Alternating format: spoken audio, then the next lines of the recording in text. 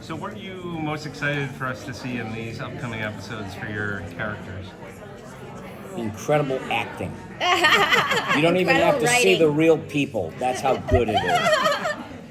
Our writers are so brilliant, and they really draw from current events, and so everything that's going on in the world right now, they'll tend to write about. So I guess I'm excited for everyone to see what their take is on various topics. Well, I think what's exciting is seeing some of the characters moving forward with things.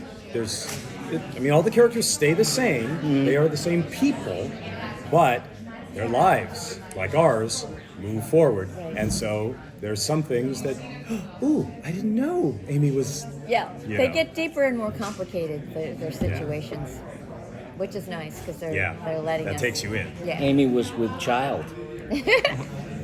So now, the show's been canceled so many times. Yes. But you guys always come back. Yeah. Which is like the defining characteristic. You can't do Futurama without you guys. So, are we confirmed that you will always come back? No matter what the studio makes a mistake with, you'll always be I back would again. think, Yes, I'm sure they've captured enough AI of me in case I kick the bucket and they can just keep going, you know? Oh.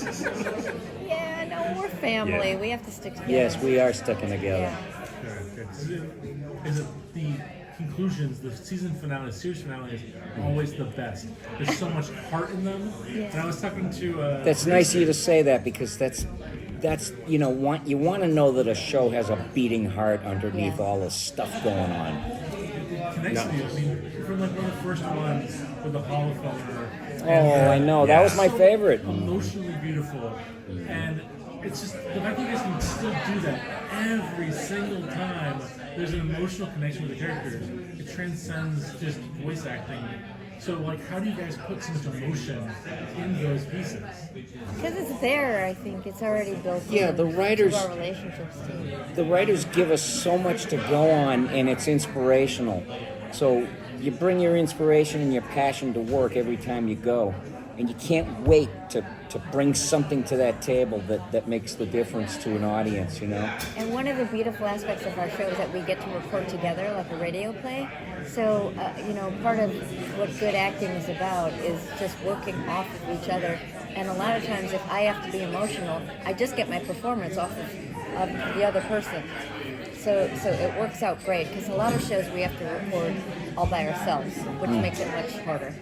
Yeah, and we're so fortunate to be a part of this show because back when the days when we started, it was rare for a cartoon to have characters where you were playing emotion and getting laughs. Yes. You know? Yeah. I mean, what other cartoon did you have in 2001 that could make you laugh and cry? Yes.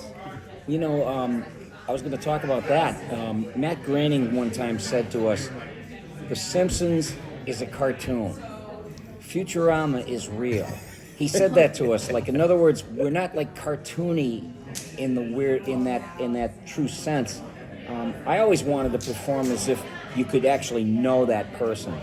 You wanted to give it a third dimension rather than just wacky, nutty cartoon character. Right. And people have to have something, an emotional resonance to grab onto. And I think all our characters have that, that reality inside. You gotta do that, otherwise the bit just lies there and dies. Yeah, there are a lot more people who feel like they know somebody who's a fry Right. than somebody who thinks I know somebody who's a Porky Pig. Right. Good one, Phil. Very, very good. Yep. No, you were talking about how the characters are growing. Like we've seen Amy now has a family. Yeah. And Fry, I guess he's grown up a bit. So what is it about your character that you would like to see, or characters, would you like to see change or where they could have some more growth? This is where my selfishness comes in. I can just imagine if they brought in Aubrey Plaza to be the other woman to Leela. That's my selfishness talking.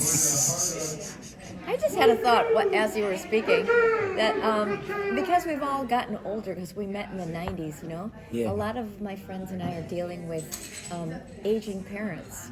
And I think that might be kind of interesting to see how the characters deal with that too. Like Inez is even in the show, so you could maybe it's a really complicated thing to navigate. There's a couple that make me cry, but I lost my mom in 2018, and there's an episode where Fry gets to sit down and talk to his mom, and it just gets me, You know what it's like, John you're just losing lost his somebody. mom this year. Yeah, and I don't know, it gives me such a really warm feeling to think that something like that is possible. Because I do still, to this day, have conversations with my mom, She was my best friend. And I ask her, what are we going to do, Mom? What are we going to do if Trump becomes president, Mom? She would always send you shoes, right? Yeah, yes. I remember that.